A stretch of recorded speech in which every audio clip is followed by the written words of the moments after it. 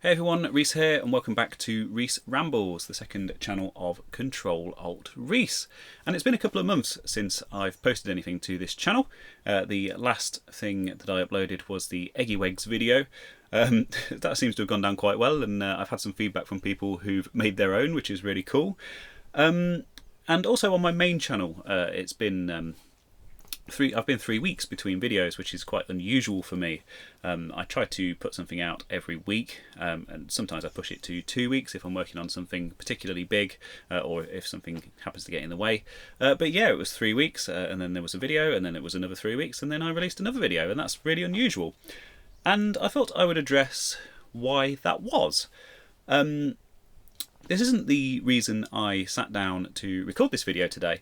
I was actually going to cover my overhead filming setup because I'm working on a video with a sponsor, actually, incidentally, which is a first for the channel, which is quite exciting.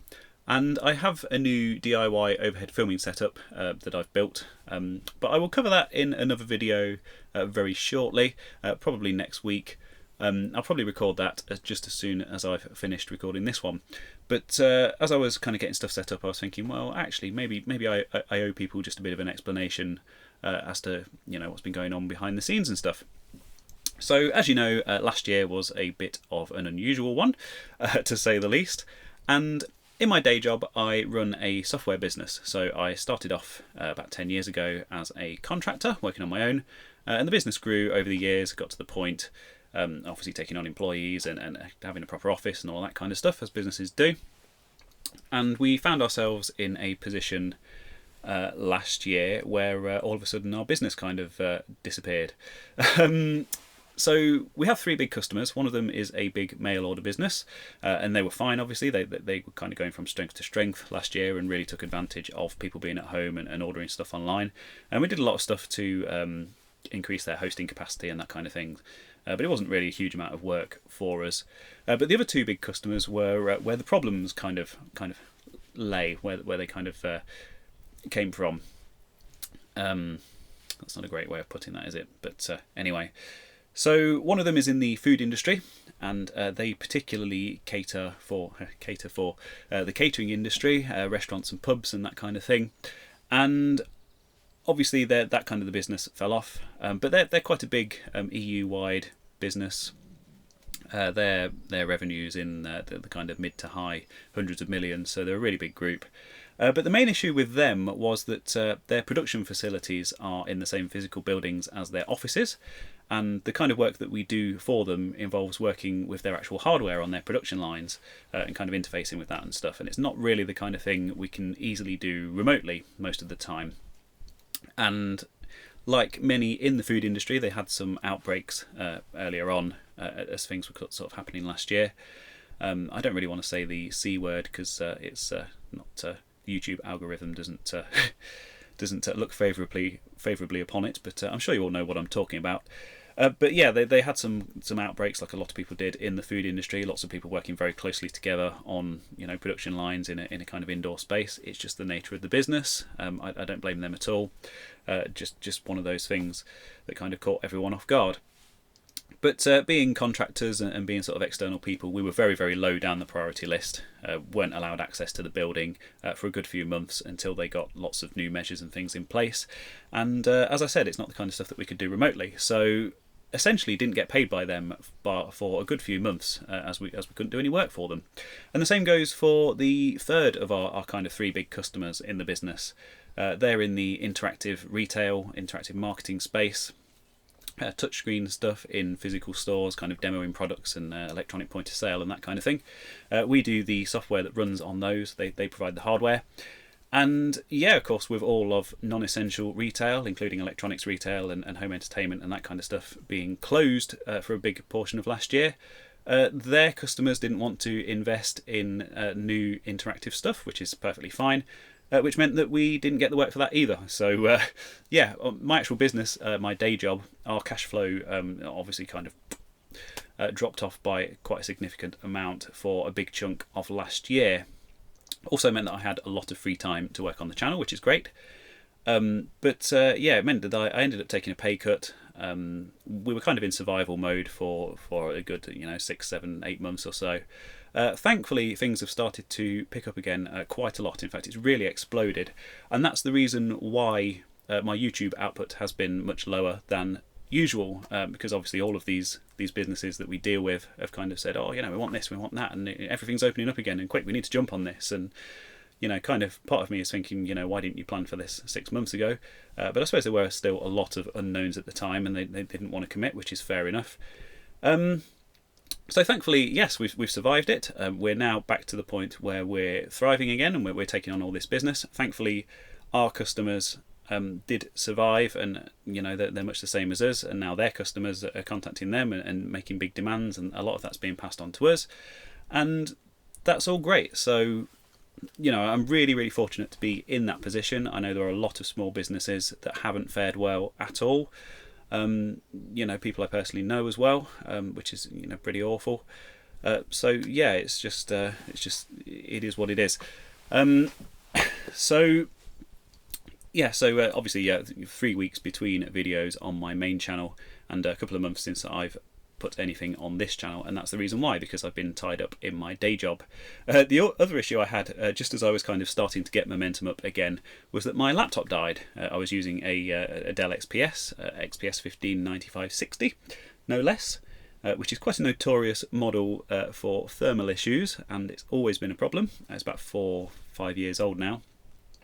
And just as the heatwave hit us like 3 or 4 weeks ago here in the UK, I'd literally just sat down to start working on the S3 Verge video, which went out on Control-Alt-Reese a few weeks back now. I think it was last week, actually. And yeah, we're in the midst of a very, very hot heat wave. I bought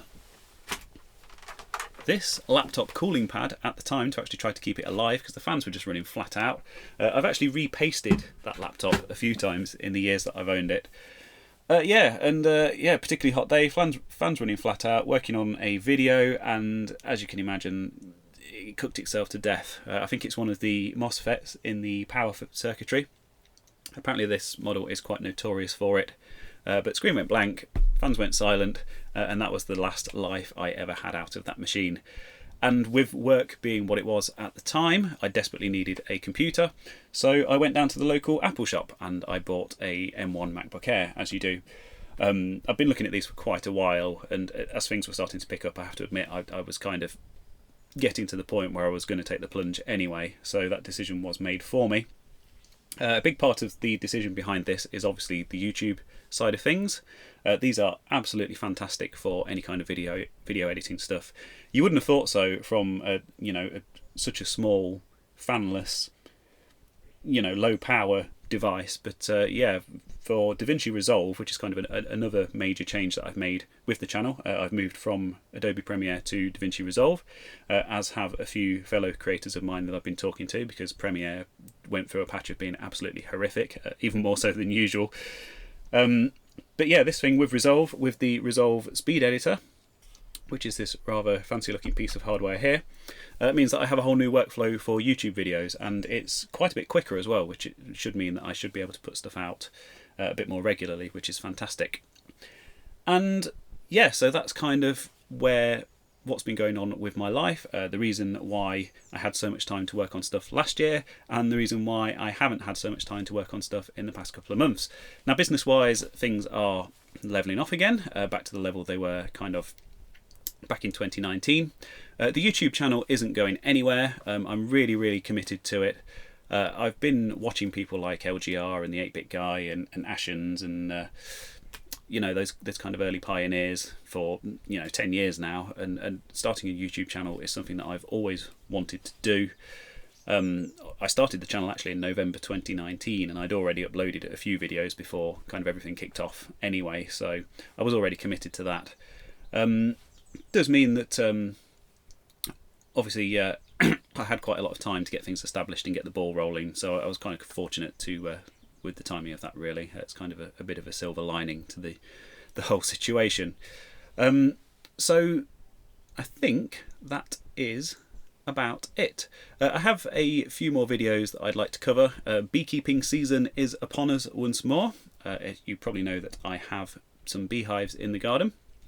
I recorded some footage earlier in the year which I was going to make into a bit of a video about beekeeping, but that's just been very low priority and nothing's really happened on that.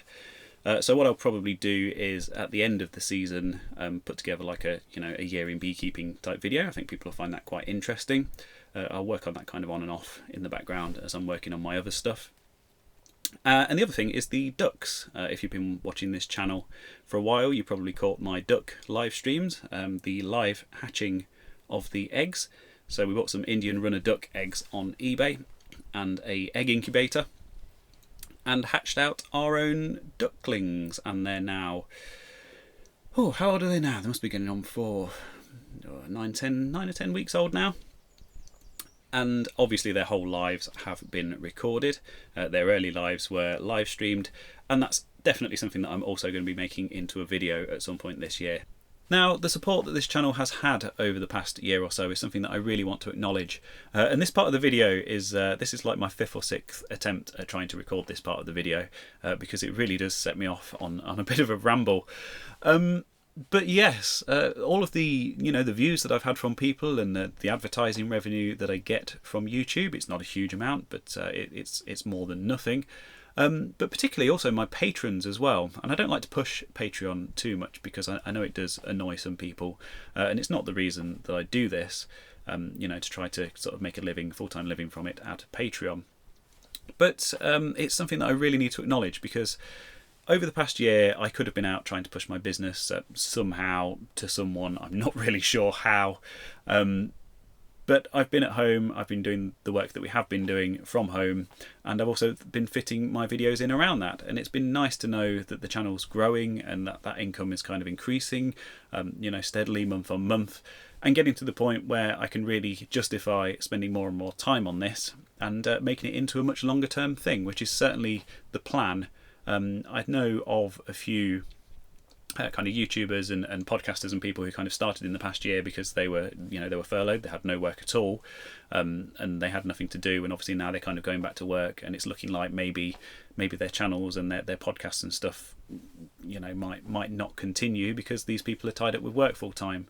But as I've kind of mentioned, this is the kind of thing that I've wanted to do for a very long time, and it's been good to have the time to get it established, and it's been good to have the support that makes that possible. So thank you very much from the bottom of my heart to everyone who has supported the channel.